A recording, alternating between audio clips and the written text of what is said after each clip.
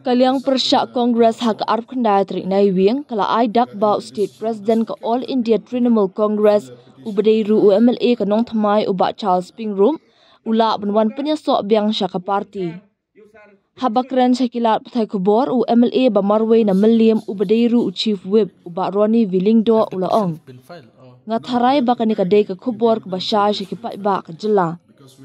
Presiden ke Meghalaya Trinamool Congress daladehi kum Presiden ula penduk no ya barok ke blok nong thamai TMC blok berkentu ya laki nong kersan jong ban penyesok syaka Kongres katahi kapen iya ke kubor ke basyai kedar day tang keseng Kongres kabala ban ajing syakri ki pat ba nong syong snong ke jela. Ka Trinamool Congress kala penduk no ya ke blok jongka kata ha ke ba Presiden hi udai UMLA jongka ni ke jaka. Ngatharai ke deka kubor ke bapau syai kedar kamdan ke nu kajing artatin halor ke benta ula benram.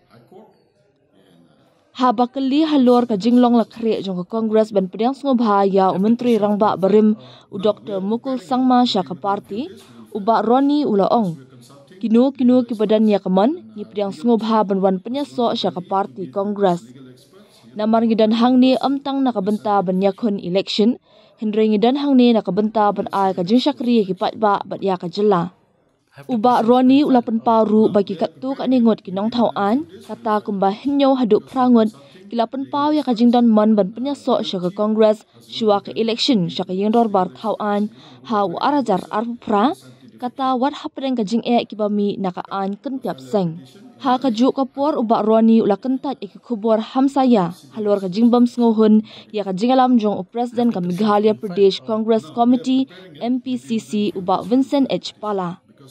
See, like for example, because of a space constraint from Trinamool Congress, they have dissolved the Trinamool Congress TMC in Nong Thamai, and about 1,500 members have enrolled join the Congress. And we will organize a meeting very soon in Nong Thamai constituency itself to welcome all those members who have associated with the Congress Party or joined the Congress Party. And from other constituencies, because of the distance, because of the space constraint, say from Jirang 50 of them have joined, from Soyong 50 of them have joined, and then from Motharaishan 50 of them have joined.